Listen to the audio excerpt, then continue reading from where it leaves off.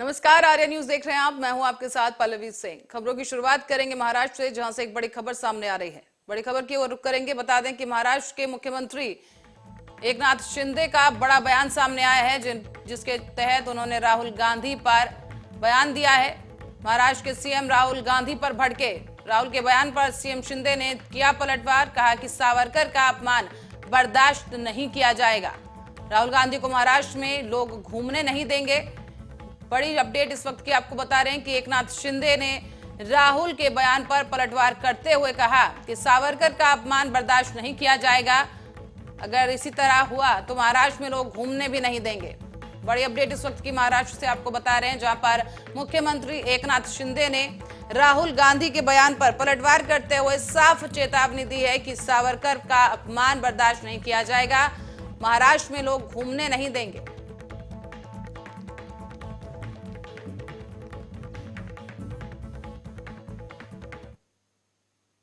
प्रधानमंत्री नरेंद्र मोदी कर्नाटक के दौरे पर हैं, जहां प्रधानमंत्री मोदी ने श्री मधुसूदन साई चिकित्सा विज्ञान और अनुसंधान संस्थान का उद्घाटन किया है और इसके बाद उन्होंने बेंगलुरु में नई मेट्रो लाइन का भी उद्घाटन किया। प्रधानमंत्री ने इस बीच बेंगलुरु में देवागेरे में रोड शो किया और इस दौरान उनके साथ कर्नाटक के पूर्व मुख्यमंत्री बीएस येदुरप्पा और सीएम बसवराज बोम्मई भी शामिल रहे। आजादी के अमृत महोत्सव में देश ने विकसित होने का संकल्प लिया है। कई बार लोग पूछते हैं कि भारत इतने कम समय में, क्योंकि मैंने कहा है 2047 जब आजादी के 100 साल होंगे, तो लोग पूछते हैं कि इतने कम समय में भारत विकसित कैसे बनेगा। इतनी चुनौतियां हैं, इतना काम है, इतने काम कम समय में पूरा कैसे होगा। इस सवाल का एक ही जवाब है, सशक्त जवाब है, संकल्प से भरा जवाब है, सिद्धियां प्राप्त होने की ताकत वाला जवाब है, और वो जवाब है सबका प्रयास।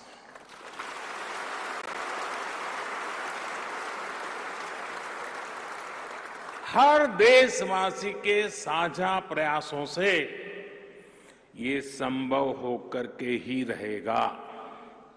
इसलिए भाजपा सरकार निरंतर सबकी भागीदारी पर बल दे रही है।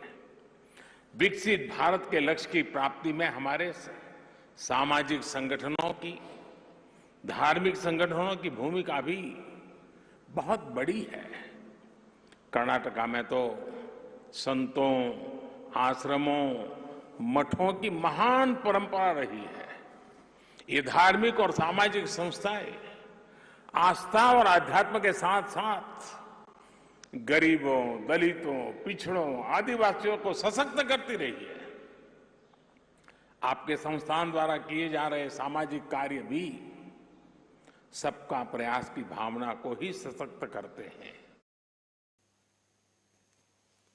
और इस बीच उत्तर प्रदेश के मुख्यमंत्री योगी आदित्यनाथ सरकार ने अपने दूसरे कार्यकाल का 1 साल पूरा कर लिया है और पहली वर्षगांठ मनाई जा रही है। इस मौके पर सीएम योगी आदित्यनाथ ने कहा है कि भारतीय जनता पार्टी के 6 साल के शासन में उत्तर प्रदेश को माफिया और गुंडाराज के रूप में देखने की लोगों की धारणा बदल गई है। राज्य डबल इंजन सरकार के तहत सभी क्षेत्रों में विकास कर रहा है। अगले 2 वर्ष के अंदर उत्तर प्रदेश 5 इंटरनेशनल एयरपोर्ट का पहला राज्य होगा देश के अंदर, जिनमें 3 वर्तमान में क्रियाशील है, 2 पे कार्य चल रहा है। अयोध्या और जेवर में इंटरनेशनल एयरपोर्ट पर वर्तमान में कार्य चल रहा है, जो हम 23 के अंत तक दोनों एयरपोर्ट को क्रियाशील कर देंगे। देश का पहला वाटरवे नंबर 1 ये यूपी के अंदर हल्दिया से वाराणसी के बीच में जुड़ चुका है। आदरणीय प्रधानमंत्री जी ने 13 जनवरी को दुनिया के सबसे लंबे रिवर क्रूज का उद्घाटन वाराणसी से डिब्रूगढ़ के लिए किया था। यानी पूर्वी बंदरगाह से जो उत्तर प्रदेश को हमेशा इस बात का रहता था, मलाल रहता था कि हमारे पास किसी भी बंदरगाह से जुड़ने के लिए कोई माध्यम नहीं है। हमने अपनी पतित पावन नदियों को उसको माध्यम बनाया है और आज हम लोग पूर्वी बंदरगाह से सीधे सीधे जुड़ सकते हैं और पूर्वी बंदरगाह के साथ जुड़ते हुए आज वाराणसी से हल्दिया के बीच में वाटरवे प्रारंभ हो चुका है। प्रदेश सरकार इस दिशा में और अन्य क्षेत्रों में अन्य सेक्टर को भी तलाश रही है जहां पर कार्गो की बेहतरीन फैसिलिटी हम जिसके माध्यम से दे सके। हम वहां पर अन्य तमाम सुविधाओं से युक्त सुविधाएं दे रहे हैं जिससे किसान के उत्पाद को हम वैश्विक बाजार तक पहुंचाने में हमें सफलता प्राप्त हो सके। ये सभी कार्यक्रम इसके साथ जुड़ रहे हैं। मित्रों, पिछले 6 वर्ष के अंदर उत्तर प्रदेश ने सचमुच अपना परसेप्शन बदला है। आज उत्तर प्रदेश के बारे में कोई नेगेटिव टिप्पणी नहीं करता, नकारात्मक नहीं सोचता। आज उत्तर प्रदेश का नाम सुनते ही लोगों के चेहरे पे एक नई चमक आती है, बाहर के लोगों के मन में एक चमक आती है। और नहीं तो 6 वर्ष पहले तक उत्तर प्रदेश का नाम सुनने पर। और दिल्ली से खबर है जहां जानलेवा बीमारी टीएमडी से पीड़ित बच्चों के माता पिता ने दिल्ली के जंतर मंतर पर एक रैली निकाली है। रैली निकालकर सरकार से मदद की गुहार लगाई जा रही है और 21 राज्यों से जुटे करीब 500 माता पिता ने सरकार से कुछ मांगे की हैं, जिनमें एक मांग राष्ट्रीय नीति के तहत दुर्लभ बीमारियों की लिस्ट में डीएमडी को भी शामिल करना कहा जा रहा है। डीएमडी अभिभावकों के इस समूह ने ये रैली निकाली है और इस समूह से जुड़े हुए प्रवीण सिंगला ने कहा कि डीएमडी का कोई इलाज नहीं है और इसके शिकार बच्चों के अभिभावक यही चाहते हैं कि इस बीमारी की दवा बनाने के लिए देश में ही शोध किया जाए। साथ ही जब तक इसका इलाज नहीं आता है तब तक बच्चों की देखभाल करने में सरकारी सहयोग मिले।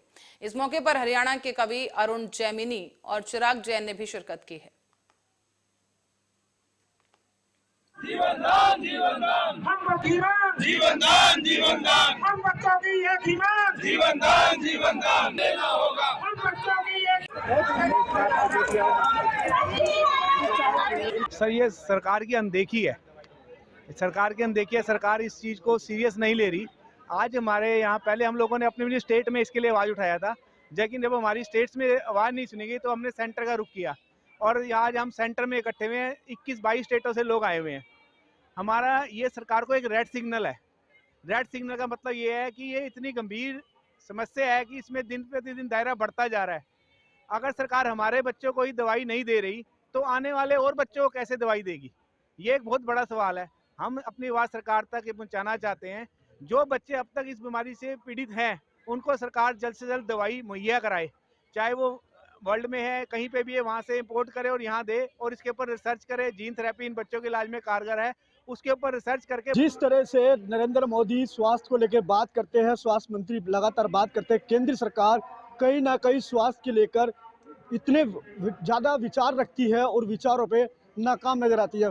वहीं देखा गया तमाम राज्यों से दिव्यांग लोग यहाँ आए हुए हैं दिल्ली के जंतर मंतर पे। हमारे से एक दिव्यांग हमारे साथ खड़ा हुआ है, उनसे बात करते हैं। सर, आपका नाम? मेरा नाम नैनेश्वर हसे। नरेश जी, आप यहाँ आना पड़ा, आपको क्यों आना पड़ा दिल्ली के जंतर मंतर पे? क्या कहना चाहोगे उसको लेकर? मेरा कहना है कि मैं जल्दी चल सके, कोई इलाज दवा निकल सके। मेरे को भी रेगुलर आदमी जैसा जिंदगी जीने का है। हमारा जीना सब दूसरे के ऊपर है, चलना नहीं आता, ये बहुत बड़ा प्रॉब्लम है। हम चल सके यही मकसद है, कोई दवा निकले हमारे ऊपर, यही हमको कहना है सरकार को। हमारे लिए कुछ करो, ये कहना है हमारा सरकार को। सरकार को आप कह रहे कुछ करो, सरकार तो लगातार जो वादे करती है, जो आपको स्वास्थ्य मंत्री है वो लगातार कहते हैं हम ये दवाई लेके आए, हम कोविड की दवाई लेके आए, तमाम ऐसी दवाई जो गिनाते हैं। आप लोगों के ऊपर क्यों नहीं फोकस हो रहा है? ये कोरोना के कैसे 5-6 महीने में दवाई निकली, उसने कोरोना के ऊपर दवाई निकली है, लोग अच्छा हो रहे हैं। तो मस्कुलर डिस्ट्रॉफी के ऊपर कम से कम हम मौत से जूझ रही है, हमको भी जीने का है। ये इसके ऊपर कोई दवाई निकल नहीं रही है। कितना दिन हो गया हम बार बार सरकार को बात कर रहे हैं, हमके ऊपर दवाई निकलो। बहुत लोग है मस्कुलर डिस्ट्रॉफी के पीड़ित, पूरे भारत में बहुत लोग है। क्यों इसके ऊपर? भारत मुक्त होना चाहिए डीएमडी के, डीएमडी मुक्त होना चाहिए भारत, यही हमारा कहना है। डीएमडी के मामले को देखा जाए कि कहीं तरह से कई जो राज्य सरकार हो, चाहे दिल्ली सरकार हो, चाहे केंद्र सरकार हो, कोई भी सरकार है इस पे काम करना नहीं चाहती है, सिर्फ खाना पूर्ति करती है। इसको क्या आप लोग किस निगाह से देखना चाहते हो? ये मतलब क्या है कि कम से कम सरकार ने भी उसको कोई डॉक्टर लोग वगैरह हो गए, रिसर्च करने वाला कुछ कंपनी वगैरह हो गए, उसको फंडिंग करके बोलना चाहिए कि ये इसके ऊपर इलाज निकालो। यही हमारा कहना है, इसको जल्दी ही जल्दी इसके इलाज निकालो। किसी कंपनी को फंडिंग करके कोई कंपनी खरीद के उसको ये करो, तुम रिसर्च करना चाहते हो हम उसको तो ऊपर। यदि सरकार नहीं करती है तो इसके लिए अगला कदम क्या रहेगा आप लोगों का? अगला कदम मतलब हम रोड पे उतरेंगे, हमको जीने का है। हमारे घर वाले हमको जब तक देखते हैं तब तक हम चलेंगे, निकलना घर वाले ने हमको देखना छोड़ दिया तो हमको रोड में ही उतरना पड़ेगा। क्या करेंगे दूसरा? हम चल भी नहीं सकते, कुछ भी नहीं कर सकते। सरकार ने भी कुछ करना चाहिए हमारे लिए। तो यहाँ कितने राज्यों के लोग आए हुए हैं? ये बहुत राज्य से लोग, पूरा भारत से लोग आए, कई पंजाब से आए, कई बिहार से आए, यूपी एमपी महाराष्ट्र सब जगह से लोग आए, पूरे लोग आए इसमें। तो नागपुर से लोग जो आए हैं उसके अलावा और कितने राज्यों से आए हैं? नागपुर से अलावा बहुत राज्य से आए, नागपुर से आए हैं, यूपी से आए हैं, बिहार से आए हैं, एमपी से आए हैं, पंजाब से आए हैं, कर्नाटक से, जम्मू से, सब जगह के लोग आए, पूरे भारत में लोग आए गए, सब स्टेट के लोग आ गए इधर, बहुत लोग आए हैं हम। लेकिन कोई सरकार उसके ऊपर, हमारे ऊपर कोई देख ही नहीं रहा है। दवाई जल्दी जल्दी, जितना जल्दी होगा तो दवाई निकलना चाहिए। तो महाराष्ट्र सरकार क्या काम नहीं कर रही आप लोगों के ऊपर?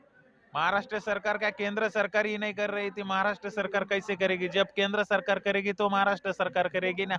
हमने किधर जाने का? हम घर से भी बाहर नहीं निकल सकते तो महाराष्ट्र सरकार के पास कैसे गया? हम इधर आए, हमारे दोस्त लोग लेके आए हमको इधर। हम बेड पे लेटे रहते हर टाइम, पूरा दिन भर 24 तास बेड पे लेटे रहते। किधर जाएंगे हम? किसके ऊपर हम देखेंगे कि हमारे लिए सरकार ने ये करना चाहिए? हमारे ऊपर सरकार ने देखना चाहिए। हमारी यही विनती है कि हमारे लिए सरकार कुछ करे, नहीं तो कम से कम दवा निकले, हम चल सकते हैं। हमको जीवन दान चाहिए। अच्छा आदमी जीता है वैसे वो उसके जैसे कोरोना की बहुत बड़ी बीमारी थी, 6 महीने में उसके ऊपर इलाज निकाला, तो डीएमडी में जल्दी से जल्दी दवाई निकाल के हमको भी जीवन दान चाहिए। हमको भी जीने का हक है, हमको जीने का है। जी, ये लोग कह रहे हैं दिव्यांग लोग कहीं ना कहीं उनको भी जीने का हक है। वो सीधे ही कह रहे हैं हमें भी जीने का हक है, हमें भी जीने का हक दिया जाए। सरकार लगातार जो 6 महीने के अंदर कोविड की दवाई तो पैदा कर दी है, तमाम ऐसी दवाई जो पैदा कर देती है, इन दिव्यांगों की दवाई क्यों नहीं पैदा करी? क्या कारण है, क्या रीजन है? ये दिव्यांग लोग को सरकार से पूछना चाह रहे हैं। सरकार आखिरकार खुल के बोले तो क्या दिक्कतें आ रही है, उन दिक्कतों का सामना आप सरकार को करना पड़ेगा। कैमरा पंकज के साथ दीपक कुमार।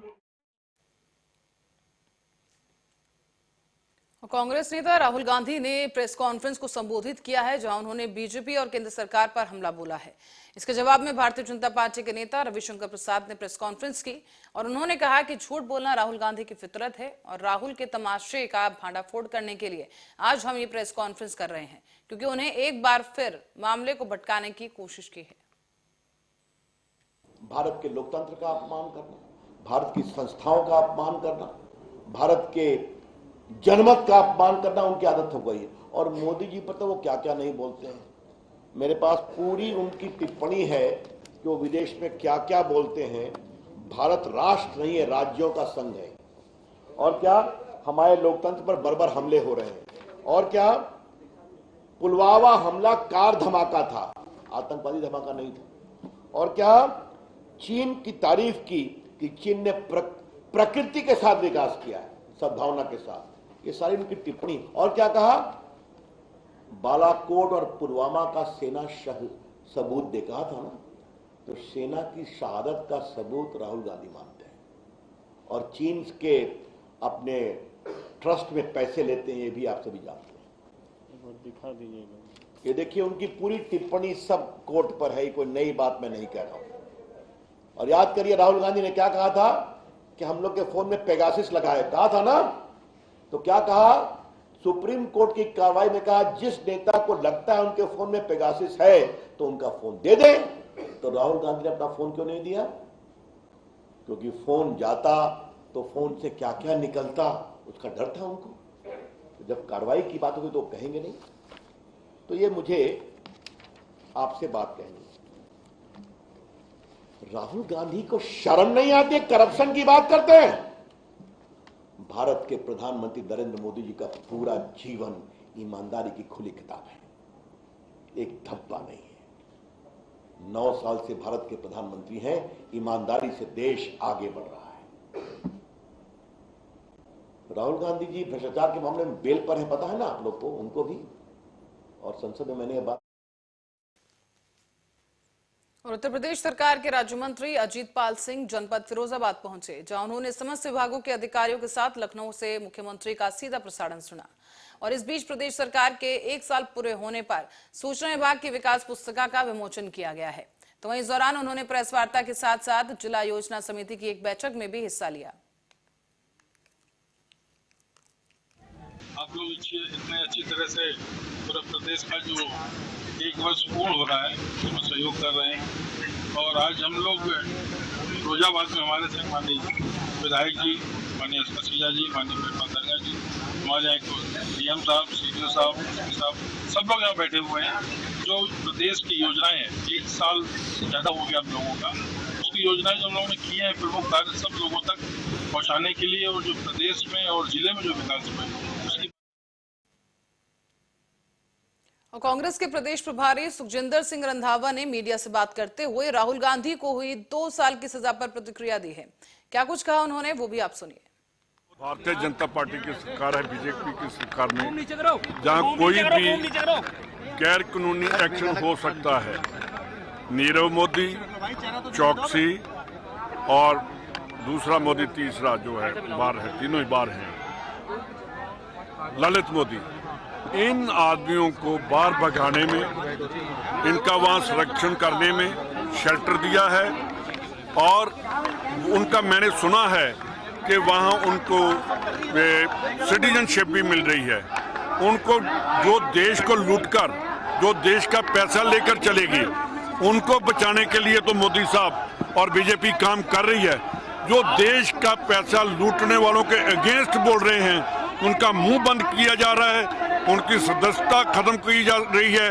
और ऐसा मैं देख रहा हूं कि जब अंग्रेजों के टाइम में जो भी अंग्रेजों के अगेंस्ट बोलता था उसके लिए जेल और घर में बंद कर देना, वैसे ही आज चल रहा है, जिसका हम डटकर मुकाबला करेंगे। हम डेमोक्रेसी को बचाएंगे और देश को आगे लेकर जाएंगे।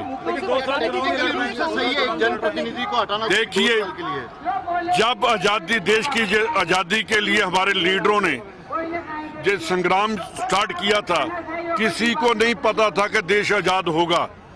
अब इन मोदी और बीजेपी की जो गवर्नमेंट है, इसमें कोई भी नहीं सोच सकता कि क्या होगा। पर हमारी जंग जारी रहेगी और तब तक जारी रहेगी जब तक इन लोगों का, जिन लोगों ने पैसा लूटा है, उनको हम नंगा भी करेंगे, सामने लोगों के सामने लेकर आएंगे। और इलेक्शन हमारे लिए मायने। वरिष्ठ कांग्रेस नेता राहुल गांधी के एक बयान को लेकर सदस्यता रद्द किए जाने के मामले में जहां एक और देश भर में विरोध प्रदर्शन किए जा रहे हैं, तो वहीं विपक्षी सांसदों और पार्टी प्रमुखों ने इस बाबत अपना विरोध भी दर्ज कराया है। तो वहीं दूसरी तरफ अलीगढ़ में आज दर्जा राज्य मंत्री ठाकुर रघुराज सिंह ने राहुल गांधी को लेकर तंज कसा है। उन्होंने कहा कि ये दोनों पप्पू, राहुल और अखिलेश जब तक रहेंगे तब तक भाजपा कोई चुनाव नहीं हारेगी। और उसके बाद वो चुनाव हारी थी, तब भी जुडिशरी का ही मैटर था। और लोकतंत्र के 4 स्तंभ में पत्रकारिता, न्यायपालिका, कार्यपालिका, विधायिका, और हर पालिका अपना कार्य कर रही है। जैसे आप लोग काम कर रहे हैं, जैसे आप मुझसे पूछने के लिए स्वतंत्र हैं, तो इसलिए चारों स्तंभ लोकतंत्र के हैं। इस नाते हमारा उसमें कुछ कहना नहीं। ये तो बेवकूफ़ों की कहानी है कि बीजेपी की सरकार के ऊपर मढ़ना, क्योंकि हमने थोड़ी कोर्ट में कोई पैरवी उनको करनी चाहिए थी, हमें तो, हम तो नहीं करेंगे भाई। और उत्तर प्रदेश सरकार में मंत्री नंद गोपाल नंदी ने मां विंध्यवासिनी का विधिवत पूजन और दर्शन किया है। वहीं इस बीच मंत्री ने दर्शन पूजन के बाद पत्रकारों से वार्ता की और इस दौरान उन्होंने कहा कि अच्छा काम करने वाले अधिकारियों को प्रोत्साहन मिलेगा। तो वहीं उन्होंने राहुल गांधी को लेकर भी तंज कसा है। हमने प्रशासनिक अधिकारियों को भी, शासन के अधिकारियों को भी खूब मौका दिया है काम करना। जो अच्छा काम कर रहे हैं उनको प्रमोट किया जा रहा है, जो गलत काम करेंगे, अभी हम लोगों ने 500 लोगों को नियुक्ति पत्र वितरित किया अभी 2 दिन पहले। और स्पष्ट माननीय मुख्यमंत्री जी ने कहा, देखिए पिछली सरकारों में पहले पैसे, रुपए, जाति, धर्म, परिवारवाद और शोर सिफारिश से नौकरी मिलती थी। और नवरात्रि के चौथे दिन आदिशक्ति मां विंध्यवासिनी का दर्शन पूजन करने पहुंचे कांग्रेस के वरिष्ठ नेता प्रमोद तिवारी ने भारतीय जनता पार्टी पर तंज कसते हुए कहा है कि जिसने लाखों करोड़ों रुपए लूटा वो बाहर है और जिसने लुटवाया वो भाजपा सरकार के बाहर है। जिसके दोनों ही खिलाफ आवाज उठाई है उसे 2 साल की कारावास की सजा और सदस्यता समाप्त कर दी गई है। जो राहुल गांधी कहते थे वही मैं दोहरा रहा हूं कि इस देश में लोकतांत्रिक संस्थाएं खत्म हो रही है, लोकतंत्र पर सीधा प्रहार हो रहा है। मैं मां विंध्यवासिनी को प्रणाम करते हुए कहना चाहता हूं और मीडिया के सामने कहना चाहता हूं कि यह पहली बार हो रहा है जिसने लूटा लाखों करोड़ रुपए वो अडानी बाहर, जिसने लुटवाया भाजपा सरकार वो बाहर, और जिसने दोनों के बारे में आवाज उठाई वो 2 साल के लिए कारावास की सजा, सदस्यता समाप्त। मैं सिर्फ इतना कहना चाहता हूं कि इसी को और उत्तर प्रदेश सरकार के दूसरे कार्यकाल के 1 साल पूरे होने पर प्रदेश के प्रभारी मंत्री लक्ष्मी नारायण चौधरी ने प्रदेश सरकार की नीतियों के बारे में जानकारी दी है। उन्होंने सरकार के द्वारा किए गए कार्यों का वर्णन किया और सरकार के कुशल शासनकाल के बारे में लोगों को जानकारी दी। आदरणीय योगी जी की सबसे बड़ी उपलब्धि, जिसकी चर्चा पूरे देश और दुनिया में है, कानून व्यवस्था की है। लगभग 850 लोग जो बहुत बड़े भूमाफिया थे उत्तर प्रदेश में, उनकी 90 अरब 38 करोड़ की संपत्ति हमने 1 साल में जब्त की है।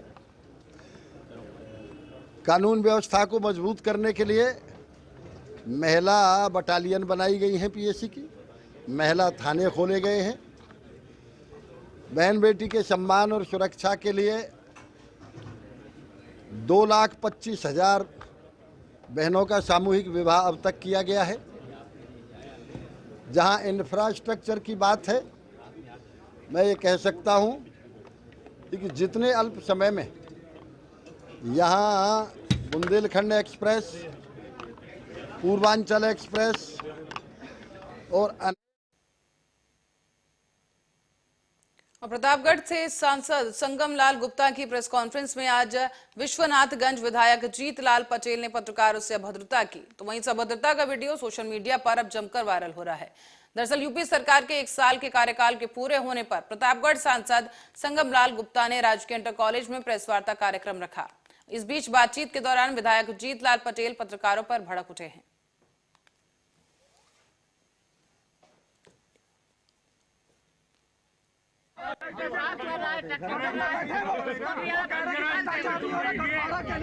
चौदह टेंडर निरस्त हुए, अंग्रेजी बता रहे हो आप लोग यहाँ पे। अरे आप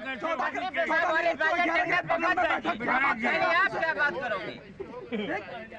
अच्छा आप पत्रकार बनोगे, हम तो चटपटे यही ने, यही पत्रकार में बात की रहेगी।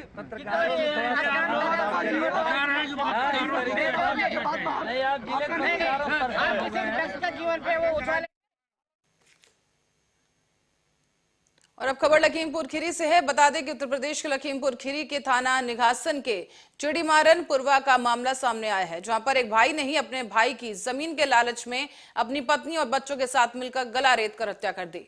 इस हत्या के बाद आरोपी भाई ने मृतक भाई के शव को बाहर लगे एक गूलर के पेड़ से लटका दिया और हालांकि अब पुलिस इस पूरे मामले की जांच कर रही है।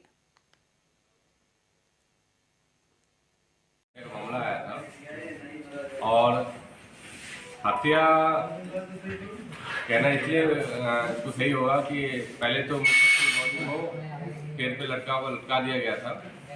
इसमें ये कोशिश की गई थी कि ये हत्या ना लगे, खुदकुशी लगे, लेकिन जो हमें साक्ष्य मिले थे वो हत्या की तरफ इशारा कर रहे थे और पोस्टमार्टम से भी इसकी पुष्टि हो गई थी। इसी प्रकार जिसकी हत्या कर दी गई थी इसके अनावरण के लिए हमने 4 टीमें लगाई थी और हर टीम का के कार्य विभाजन किया था और हमने इसमें पूरा समय लगाया। और हमीरपुर की ओर रुख करेंगे, जहां एक तेज रफ्तार अनियंत्रित कार पेड़ से टकरा गई है। इस घटना में 2 लोगों